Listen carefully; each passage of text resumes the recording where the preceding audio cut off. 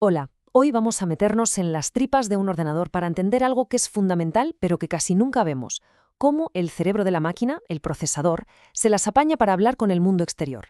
Es una historia fascinante de cómo hemos ido buscando la eficiencia a través de soluciones cada vez más ingeniosas.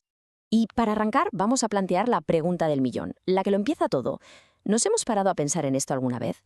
Tenemos un procesador que es capaz de hacer miles de millones de cosas por segundo y tiene que esperar a que alguien tranquilamente pulse una tecla.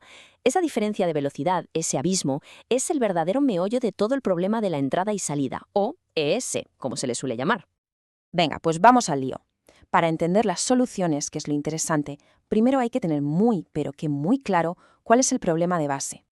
Y es que aquí se ve perfectamente.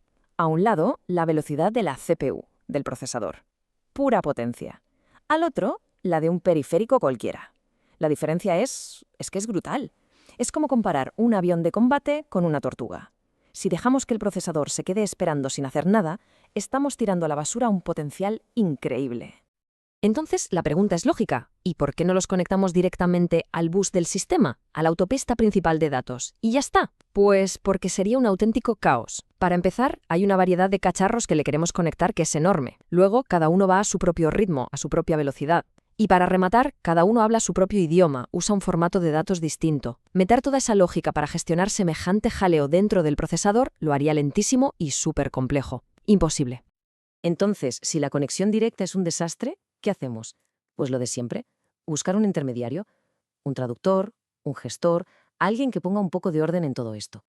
Y ese es el módulo de entrada y salida. Pensemos en él como el asistente perfecto. Es el que se sabe los idiomas de todos los periféricos, el que gestiona que uno sea muy rápido y otro muy lento, y el que le pasa los recados al jefe, al procesador, de una forma clara y ordenada.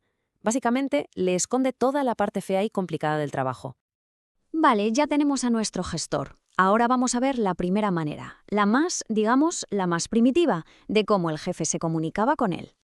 Y para esto vamos a usar una analogía que lo explica genial. Imaginaos a un director general, el procesador, que le encarga algo a su asistente, el módulo de ES, y en vez de volverse a su despacho, se queda ahí de pie, al lado, preguntando cada 2 segundos: ¿Ya está?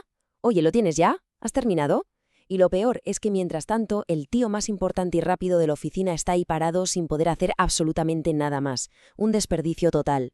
Es que el proceso es literal así tal cual. El procesador le pregunta al módulo: ¿estás listo?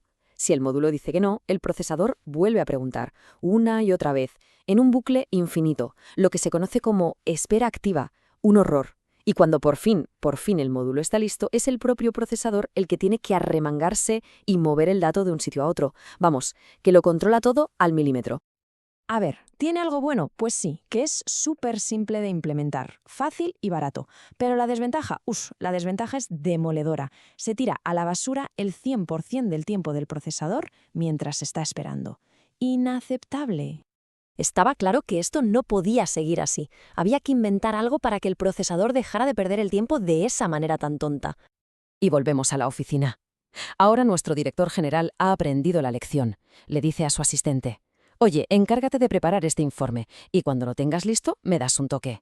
Y dicho esto, se da la vuelta y se va a su despacho a hacer otras cosas importantes. Mucho, mucho más eficiente, ¿a que sí?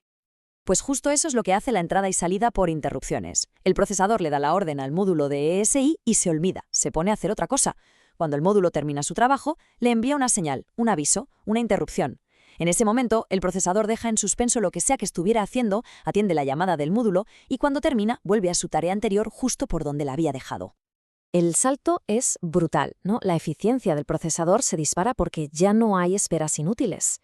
El pero, pues que todavía hay un pequeño peaje que pagar.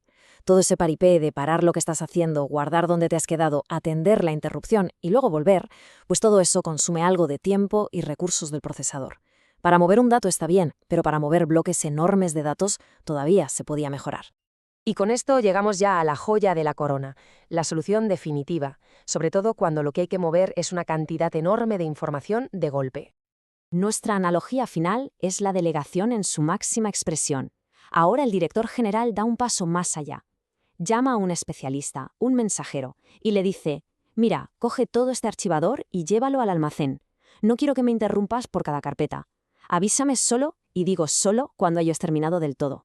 Pues ese especialista, ese mensajero supereficiente, es el controlador de acceso directo a memoria, el DMA para los amigos. Y es una pieza de hardware, un chip que está diseñado para una única cosa: mover tochos de datos de un sitio a otro sin molestar para nada al procesador. Y esto sí que es delegar de verdad.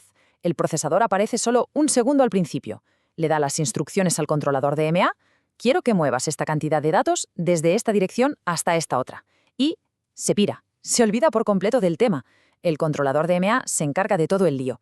Y solo cuando ha movido hasta el último byte, le da un único toque al procesador para decirle: jefe, ya está todo hecho. Venga, ahora que hemos visto las 3 fases, vamos a juntarlo todo, a ponerlo en una tabla para que se vea súper clara la lección final de toda esta historia. Mirad esta tabla, porque es el resumen perfecto de todo el viaje. Al principio, con la ES programada, el procesador se lo come todo. Es el que programa, el que espera y sincroniza y el que muere los datos. Un pringado, vamos. Luego, con las interrupciones, la cosa mejora. El módulo ya se encarga de la sincronización, pero el procesador sigue teniendo que mover los datos. Y al final, con el DMA, la delegación es total. El procesador solo da la orden al principio. El resto, la sincronización y el intercambio de datos, se lo come enterito el controlador DMA. La responsabilidad se va pasando. Así que al final la conclusión es súper sencilla, ¿no? Toda esta evolución, desde el jefe que mira por encima del hombro hasta el que delega en un especialista, ha tenido un único y claro objetivo: dejar en paz al procesador, liberarlo de las tareas tontas, de las tareas de transporte, para que pueda dedicar su valiosísimo tiempo a lo que de verdad importa, a procesar, a pensar. Y para acabar, una reflexión. La próxima vez que estemos copiando un archivo de gigas y a la vez viendo un vídeo en YouTube y escuchando música, pensemos en esta coreografía invisible que está pasando por debajo, en esta delegación de tareas perfectamente orquestada. Imaginemos por un momento cómo sería esa experiencia si el procesador todavía tuviera que estar preguntando a cada instante: «Oye, ¿ya has terminado?». Sería imposible.